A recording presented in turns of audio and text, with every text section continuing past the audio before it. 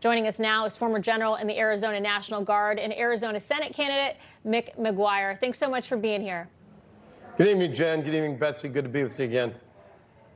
Well, let me ask you this, General. On the same day that you were last on our show, Trevor Reed's parents, they were here in Washington, D.C., pushing for a meeting with Biden about their son's safe return. What do you think about the timing of all this, considering the strained relationship that the U.S. has with Russia right now?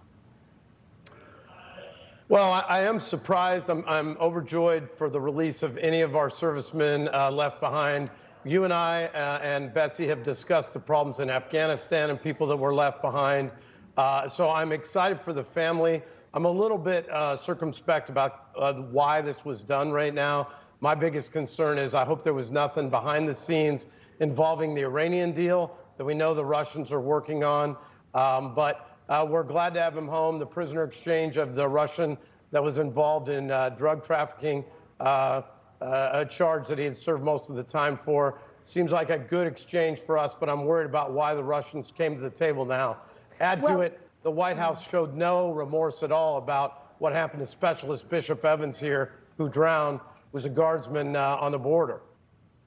Let me follow up with you on this. Reed's release has activists pushing for the return of other Americans imprisoned in Russia, like Paul Whelan, who's been stuck there for 4 years and is serving a 16-year sentence for espionage after what was clearly an unfair trial. And what about Brittany Griner, the WNBA star who was arrested in February supposedly for drug smuggling? How many others are behind bars? How many Americans are over there? And what do you predict their fates will be? Well, it's hard to say, Betsy. I was very surprised at Jen Psaki's response today. She was very obfuscating about her response when asked what the terms of the deal were. She just said we need to be happy that there was an exchange made.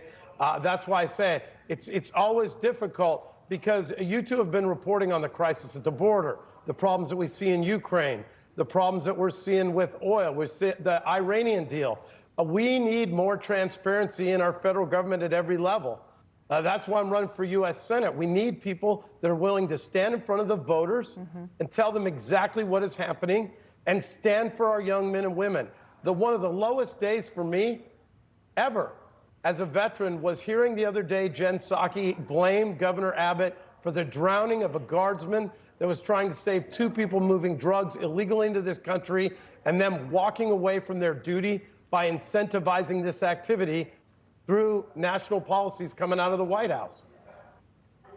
General, before we let you go, I want to ask you this. In another escalation towards the West, the European Union is accusing Russia of blackmail after Putin cut off natural gas to Poland and Bulgaria because the countries refused to pay in rubles. What are the repercussions of this, and should the U.S. take action? Well, I think the U.S., as I said way back in the beginning, I think the very first time I was on you, we got to start energy exporting and become energy dominant immediately. That's how you fill the gap. But no one should be surprised that Putin is going to resort to blackmail.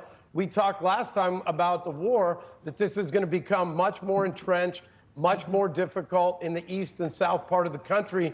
And Putin knows this is going to last for a while. So he's looking for whatever leverage he can get to have those nations that are assisting the Ukrainians to come off of their assistance so that he gains an upper hand with the Ukraine. Major General Mick McGuire, we appreciate your insights. As always, it's great to see you. Thank you. Thanks to both of you, and God bless you. Thanks for having me. Thank you. You too. You bet.